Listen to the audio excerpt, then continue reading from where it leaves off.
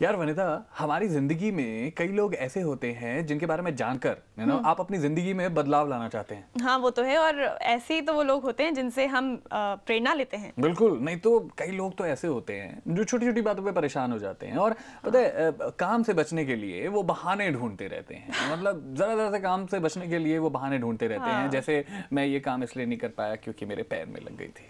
और वैसे बहाने बनाना तो हमें विरासत में मिलता है, नहीं? राइट, और इस विरासत का हम भरपूर इस्तेमाल करते हैं। जितने भी बहाने होते हैं ना, भरपूर इस्तेमाल करते हैं बचने के लिए। और विशाल, ऐसे लोग भी होते हैं जो अपनी जिंदगी में आई कठिन परिस्थितियों को अपने काम से बदल देते हैं। हाँ, ये तो है। मतलब वो बहाना ढूंढते हैं लेकिन आगे बढ़ने का, जीतने का, और दूसरों के लिए प्रेरणा बनते हैं अपनी जबरदस्त विल पावर के जरिए। फिर मैं ऐसे ही लोगों की तो बात कर रहा था जिनसे मिलने के बाद आप एक्चुअली में अपनी जिंदगी में कुछ बदलाव लाना चाहते हैं। एक्चुअली तो चलो तुम्हें भी मिलवाते हैं और अपने व्यूअर्स को भी मिलवाते हैं एक ऐसी शख्सियत से जो अपनी विल पावर के बलबूते पर लोगों के सामने इंस्पिरेशन बने।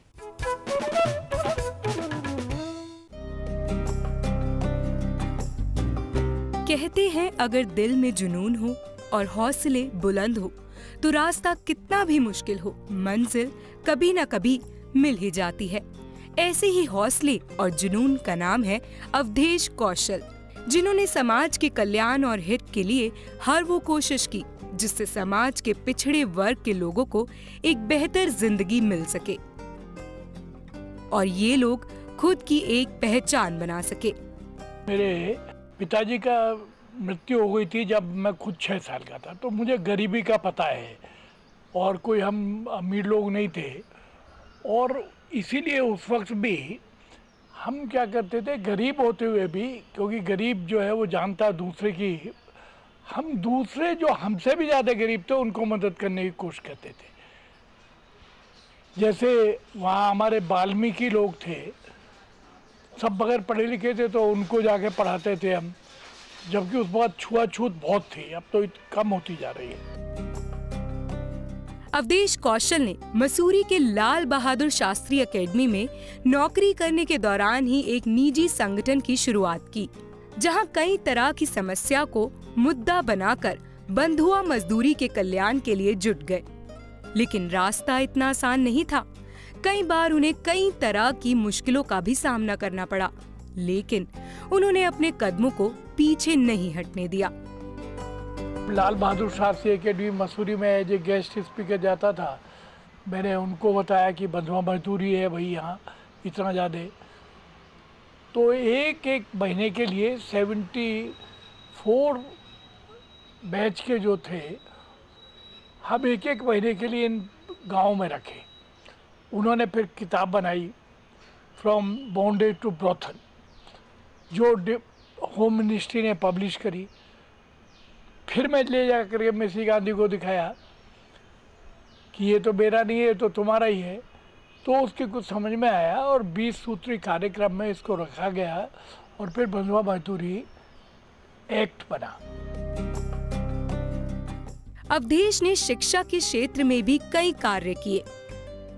21,000 वन गुजरों को उनके डेरों में जाकर शिक्षित करने का असंभव समझे जाने वाला काम भी किया। वन गुजरों के व्यापार में भी काफी मदद की और उन्हें सक्षम बनाया ताकि ये वन गुजर अपना जीवन बेहतर तरीके से जी सके। एक भी आदमी 92 में एक भी आदमी इनमें पढ़ा लिखा नहीं था, तो हमने पहले कोशिश करा कि प्रौढ़ शिक्षा शुरू करें। बहुत मुश्किल काम था क्योंकि जंगल में अंदर रहते, फिर 1 महीने तो इधर ऊपर जाते, 1 महीने नीचे आते, और उस कम्युनिटी में कोई पढ़ाने वाला नहीं। लेकिन हम लोग बहुत ही मेहनत करके, हमारे लोग जो है पहले प्रौढ़ शिक्षा शुरू करें, उसमें भारत सरकार हमको मदद करी और उसका ये नतीजा हुआ कि प्रौढ़ शिक्षा की सफलता जो है वो चिल्ड्रंस एजुकेशन की डिमांड क्रिएट कर दी। दूर दराज के इलाकों में जहां शिक्षा का पहले से कोई इंतजाम नहीं था, वहीं अवधेश ने अपनी संस्था की तरफ से हर तरह की फैसिलिटीज दी और आज उनकी कोशिशों से कई हजार बच्चे मुफ्त में शिक्षा पा रहे हैं। अवधेश ने लगभग 20 स्कूलों की स्थापना करके शिक्षा को एक नई दिशा प्रदान की है। तो अब इसीलिए हमने बहुत सारे अभी स्कूल भी खोले हैं। तो ये फर्स्ट जनरेशन है, और जिन्होंने हमारे टीचर इनके साथ ऊपर नीचे जाते थे गुजरों के, जिन्होंने उनके माँ बाप को पढ़ाया, वो ही अब उन बच्चों को पढ़ा रहे, उनके बच्चों को पढ़ा रहे। और पढ़ाई के माने यही नहीं है कि खाली 3 आर, उसमें हम उनको हिसाब किताब, अंग्रेजी, कंप्यूटर, मॉरल एजुकेशन। और हमारे स्कूल जो है, हमने ये सोचा था 60 बच्चे होंगे, वो संख्या बढ़ती जा रही है, 200 बच्चे हो गए कई, जबकि सरकारी स्कूल जो है वो बंद होने के कगार पे खड़े।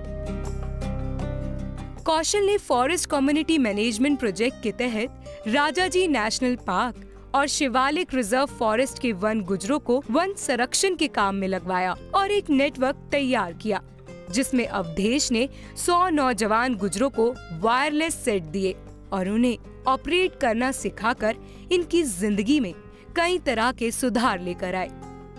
फिर हमने क्या किया कि भारत सरकार से एक फ्रीक्वेंसी वायरलेस के लिए मांगी, उसका पेमेंट करते बाकायदा हर साल। तो भारत सरकार ने हमें 2 फ्रीक्वेंसी दे दी और हमने 100 वायरलेस सेट इन लोगों को दे दिए। उसका सबसे बड़ा फायदा तो यही हुआ कि अगर मान लीजिए कोई वो आ जाता था, गिर गया, उसको वो चाहिए, एम्बुलेंस चाहिए, तो वो खबर कर देता था। कोई शिकारी आ गए तो एकदम खबर करते थे, तो सारे इकट्ठे हो जाते थे आकर के गुजर, तो उन्हें देख करके भाग जाते थे शिकारी भी। तो ऐसे जंगली जानवरों का शिकार भी कम हुआ। बचपन में मिले संस्कारों को अपने जीवन में उतारकर अवधेश ने इन पहाड़ों में रहने वाले लोगों को न सिर्फ बेहतर जिंदगी दी, बल्कि उन्हें इस काबिल भी बनाया जिससे वो अपनी जिंदगी के उतार चढ़ाव से निजात पा सके। अवधेश की इन कोशिशों को देखकर लगता है कि इंसान चाहे तो वो कुछ भी कर सकता है। जरूरत होती है तो एक सोच की, फिर कारवां अपने आप बनता चला जाता है। कमाल का हौसला यार, कमाल का जज्बा यार, है ना। और ऐसे काम वही लोग कर सकते हैं जिनकी सोच आम लोगों से अलग हो। बिल्कुल, और जिनमें ना जीतने का जज्बा हो वनिता। और आई होप कि इन्हें देखने के बाद हमारे व्यूअर्स में भी ये जो जीतने का जज्बा है ना, ये बढ़ जाए। अरे तुम चिंता मत करो, हमारे व्यूअर्स को एक इंस्पिरेशन मिली है और हम हर वक्त हमारे क्या यही कोशिश करते हैं हमारे सेगमेंट में कि हम अपने व्यूअर्स को इंस्पायर करते रहे अपनी जिंदगी को और भी ज्यादा बेहतर बनाने की और बढ़ाने के लिए। लेकिन ये जो बेहतर बनाने का जो ये सिलसिला है, इसमें हमें अभी एक ब्रेक लगाना होगा। हाँ तो ठीक है, देखो ब्रेक जरूरी होता है। ब्रेक लेने से क्या होता है कि आप दोबारा रिचार्ज हो जाते हैं। अच्छा, ब्रेक ले लेते हैं। व्यूअर्स ले रहे हैं छोटा सा ब्रेक, कहीं मत जाइएगा, जल्दी वापस आ रहे हैं।